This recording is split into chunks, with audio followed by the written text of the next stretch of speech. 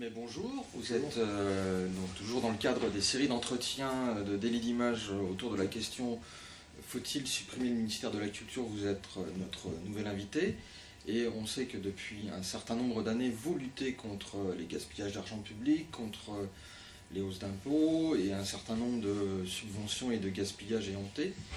Et dans ce cadre, nous avons tenu à vous interroger pour connaître votre sentiment sur le ministère de la Culture et savoir si, selon vous, faut-il le supprimer, faut-il le réformer, et si l'on peut le réformer, quel serait, selon vous, un bon ministère de la Culture? Mon cher Arnaud, je précise d'abord que je m'exprime ici à titre personnel, mais je crois en effet que nous sommes dans une situation où il faut réaliser de très importantes économies budgétaires. Et s'il est important de lutter contre les gaspillages, que nous dénonçons au titre de notre association Contribuables Associés, il est facile d'arriver à la conclusion qu'une lutte même intensive et accrue contre les gaspillages ne suffira pas, et de loin, à réaliser des économies budgétaires. Il faut donc trouver des moyens de réduire, de procéder à une sorte d'attrition de l'État, et cela indépendamment de toute considération idéologique, tout simplement parce que dans quelques mois, dans quelques années, il ne sera plus possible pour quiconque, aussi bien un gouvernement de droite qu'un gouvernement de gauche, de financer les dépenses publiques par de la dette. Et puis, au-delà du rétablissement de l'équilibre budgétaire, il ne sera pas possible d'avoir 55% de dépenses publiques par rapport au produit intérieur brut, alors que les autres pays sont à des niveaux inférieurs. Et donc, il faudra sans doute supprimer des services, supprimer des administrations, supprimer des ministères et simplifier, réduire considérablement la taille de l'État.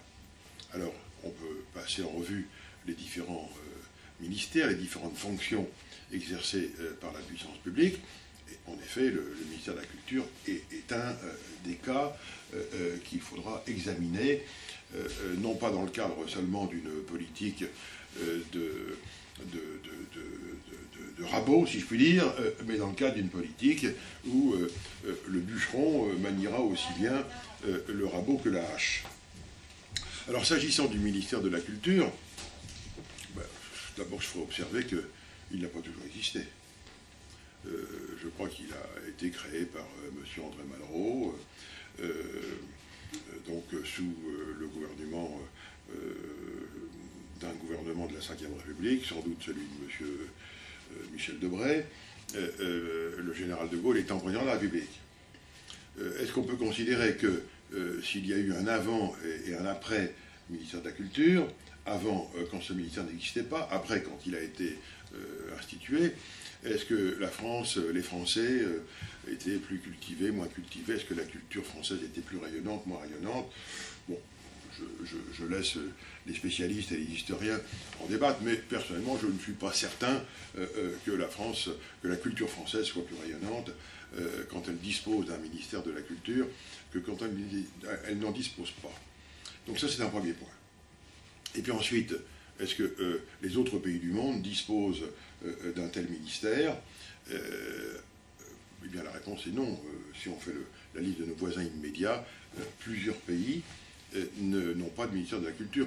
Pour l'Allemagne, j'ai des doutes, mais je sais bien qu'en Suisse, par exemple, que je connais un peu mieux, eh bien, il n'y a pas de ministère de la Culture, et on ne peut pas dire que les Suisses soient moins cultivés que la culture suisse, qu'en Suisse, et même le nombre des expositions, le patrimoine culturel, le patrimoine, comment dirais-je, artistique, etc., soit moindre. Bon, c'est évidemment impossible de dire cela. Alors ensuite, quelles sont les fonctions actuellement exercées pratiquement par le ministère de la Culture? Je crois qu'elles sont très nombreuses.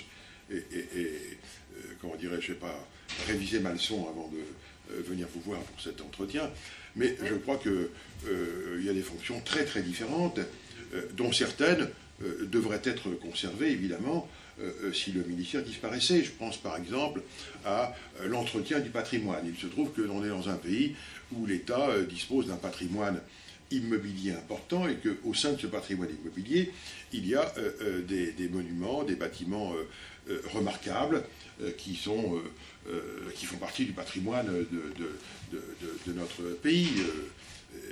Je pense à des bâtiments à caractère religieux, mais pas seulement, qui sont, comment dirais-je, représentatifs de notre histoire. Mais on pourrait très bien, ça relève plutôt de l'administration générale que du ministère de la Culture. Ça pourrait être un service rattaché au ministère de l'Intérieur, par exemple. Bon. Comme souvent, d'ailleurs, ces administrations